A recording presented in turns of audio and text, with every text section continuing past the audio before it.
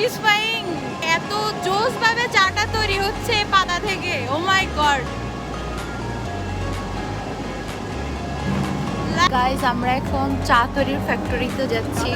এই যে ঢুকতেছি। এটা আসলে আমাদের জন্য, আমি একটু কিছু বলবো। হ্যাঁ, এটা আসলে আমাদের জন্য অনেক বড় অ্যাচিভমেন্ট, কারণ আমার সিরিজে দেখতে পাই নাই এবং আমাকে দুজন মানুষ প্রদান হয়েছে। তারা বলছে সাধারণ মানুষ নাকি ডাইরেক্ট হয়ে যেতে পারে। তো আমরা আসলে এই জন্য আজকে এটা ঘুরে ঘুরে দেখতে চাচ্ছি। কিন্তু আমাদের বাংলাদেশেরই তেতুলিয়া সেটা করে দেখিয়েছে। চলুন আমাদের সাথে।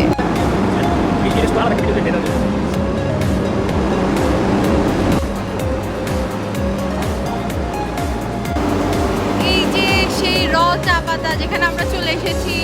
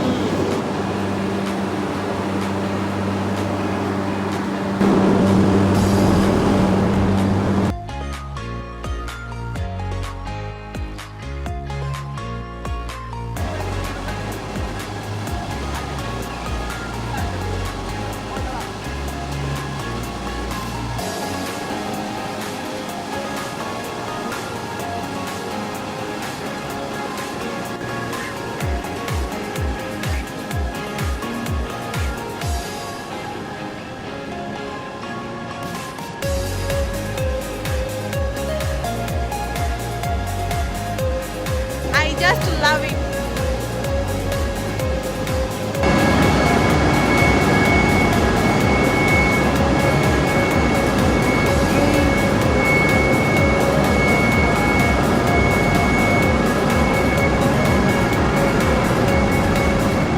চা পাতাগুলো হয়ে যাচ্ছে, তারপর যাবে আমাদের কাছে টাকা দিয়ে, তারপর কিনে খাবো। তোমার চোখের সামনে চা পাতাগুলো তৈরি হচ্ছে আর আমরা এগুলো বাসায় বসে বসে খাচ্ছি। কেমন এক্সপিরিয়েন্স? অনেক ভালো একটা এক্সপেরিয়েন্স। কিভাবে বানাচ্ছে সেটা মানে স্মেলটাও কি জোস। এজ আ চা লাভার I just love it.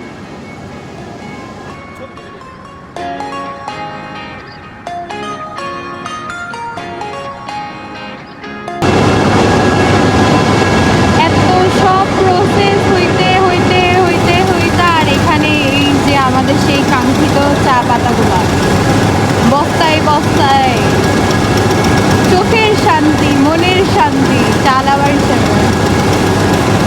Finally আমরা কোথায়? চা ফ্যাক্টরি।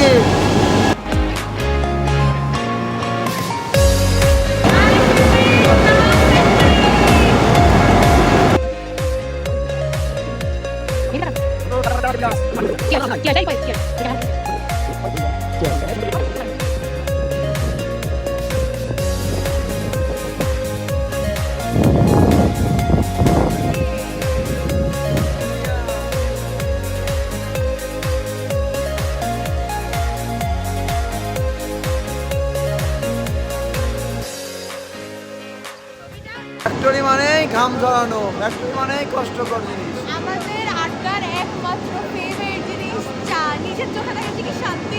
আসলে বারবার সিলেটের কথা মনে পড়ে যাচ্ছে।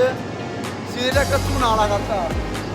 ওয়েট, আপনারা ভাবতেছেন যে আমরা সবাই কেন এত বেশি খুশি ট্যুরের এত জিনিসের মধ্যে চা ফ্যাক্টরি নিয়ে? কারণ আমাদের এই বন্ধুত্বের গল্পের সব কিছুর মূলই হলো তো এই চা। আমরা সবাই চা লাভার বলেই আজকে সবাই আমরা একসাথে ট্যুর দিতে পারছি। যাই হোক, আপনার বন্ধুত্বের গল্প কিন্তু কমেন্টে জানাবেন।